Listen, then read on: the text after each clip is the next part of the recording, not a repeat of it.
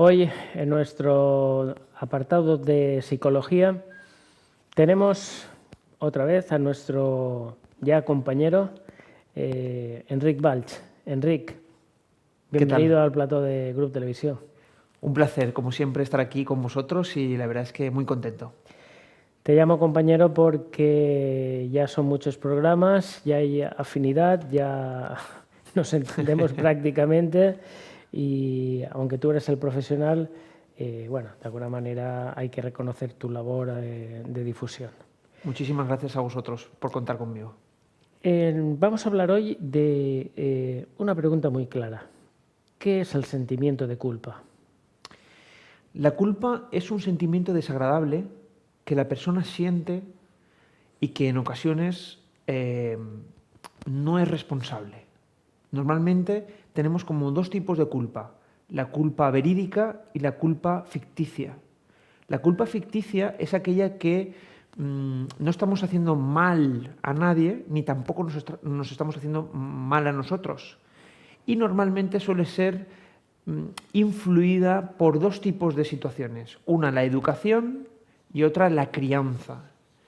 Me explicaré. He comentado en un primer lugar la culpa real. La culpa real es aquella que de repente yo estoy haciendo un daño a alguien y siento culpa porque le estoy haciendo daño. A no ser que sea un psicópata, que ya también lo conectamos con otro de los programas anteriores. Pero normalmente el 99% de personas, cuando sabe que algo no está haciendo bien, siente un sentimiento de culpa, porque está agrediendo o faltando el respeto a alguien. Entonces ahí se genera un momento o un sentimiento desagradable porque yo no debería de haber o dicho algo que le genere temor, como por ejemplo mentir, engañar, pegar, decirle esto a la otra persona, y entonces a uno, como sabe que le está haciendo daño, siente culpa. Entonces ahí tenemos una dinámica que está muy presente, que es el reconocer ese daño y el acercarnos a la persona y pedirle disculpas. Escribirle una carta con el perdón, pues discúlpame, esto no lo quería hacer así. La comunicación, ¿vale? Pero aquí hay un elemento que es la culpa ficticia, que es cuando yo siento ese remordimiento o ese sentimiento debido a algo que estoy arrastrando. Por ejemplo, vamos a imaginarnos que yo tengo mucha ilusión en empezar un nuevo trabajo. Pero de repente yo siento culpa. Uy, ¿por qué estoy sintiendo esto? Porque resulta que en mi familia me dijeron, ten cuidado, no disfrutes, porque a lo mejor el trabajo pronto viene, pronto se va. Y entonces yo tengo culpa, siento malestar. Y hay personas que esa culpa no la pueden soportar y entonces aparece un fenómeno que se llama autoinculpación, es decir, me autosaboteo. Y de repente no me doy cuenta, pero llego 5 minutos tarde.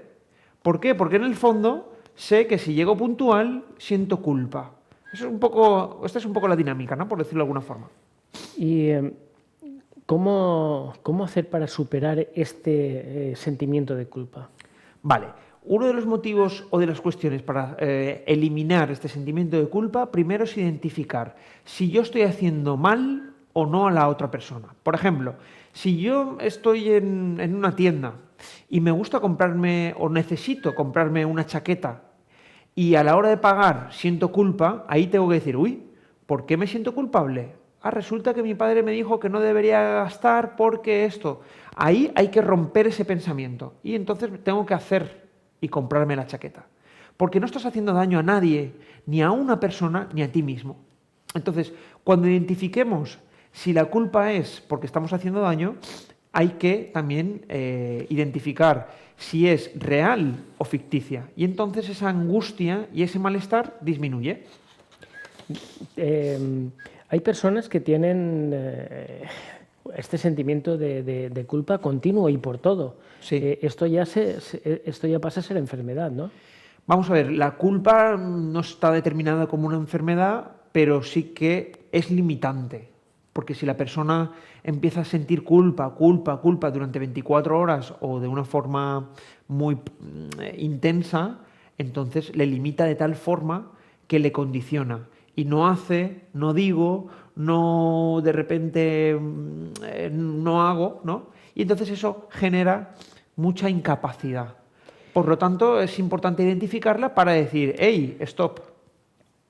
Y el sentimiento de culpa lo que normalmente produce es que te pone encima un peso, ¿eh? No sé, como ese sentimiento negativo te pone un peso encima que dices, bueno, pero ¿por qué me está pasando esto? Sí, normalmente los pacientes suelen identificar la culpa como una losa o una pata de elefante que está oprimiendo el pecho. Y entonces le impide respirar o le impide, le pesa tanto, ¿no? Se carga tanto que le invalida a nivel diario y cotidiano. Y entonces, claro, es muy frustrante porque incapacita a la persona, entonces impide el crecimiento.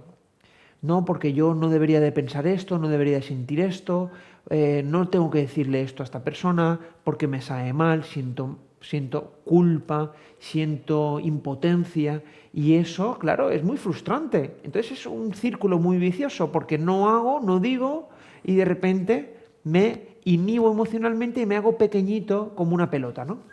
Y aparece también inherente a este sentimiento, no sé, una forma de angustia, ¿no? Es decir, porque no te perdonas ciertos errores y al final es lo que tú has dicho, ¿eh? No te deja crecer en el día a día, ¿no?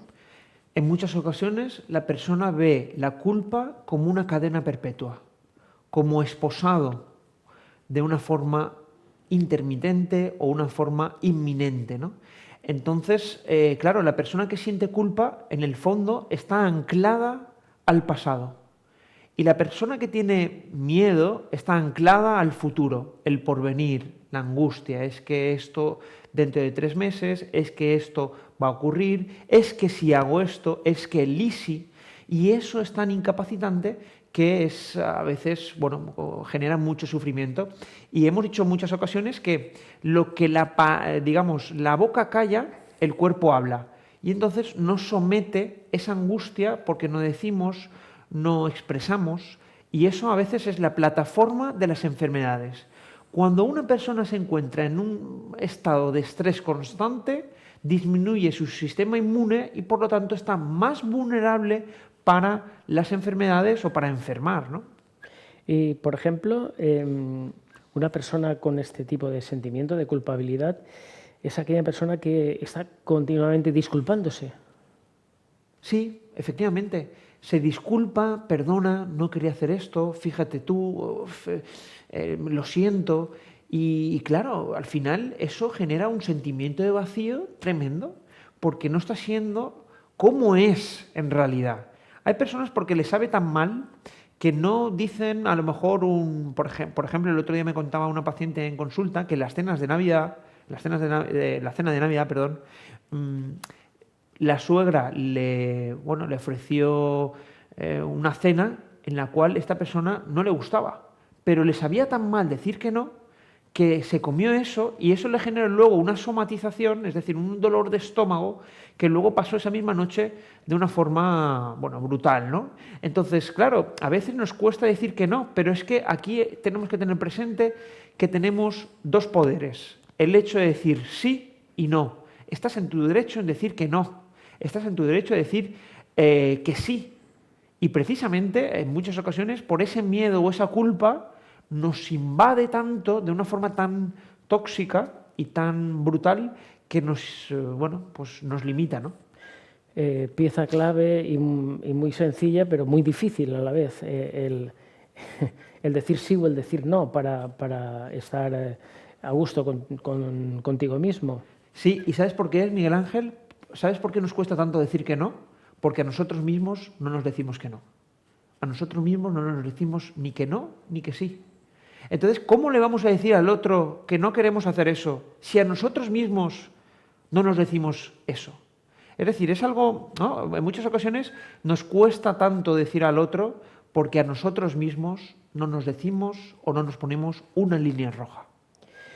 Y cómo tratar a una persona bajo este sentimiento cuando se dirige a un profesional como tú? Claro.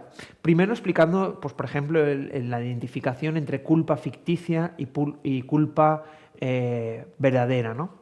Segundo, en muchas ocasiones, detrás, en el fondo, en el sótano emocional de cada uno, encontramos que el resultado es una ansiedad.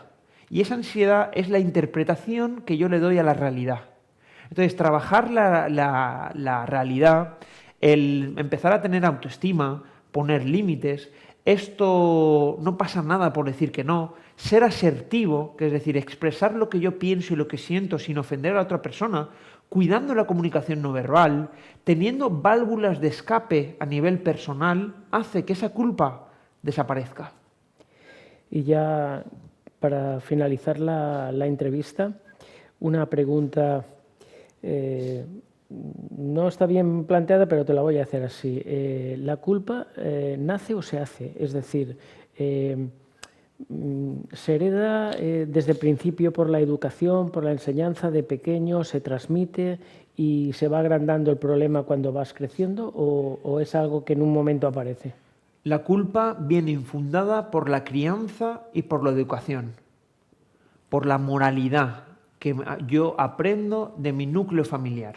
Normalmente es aprendida y se basa en la educación que yo he recibido en la familia, en la escuela y en la sociedad en general. Si yo, por ejemplo, en la escuela observo que está bien pegar al otro, entonces eso digamos, al final yo interpreto eso como algo bueno, si no es castigado o si no es reprendado, ¿no? Por decirlo de alguna forma.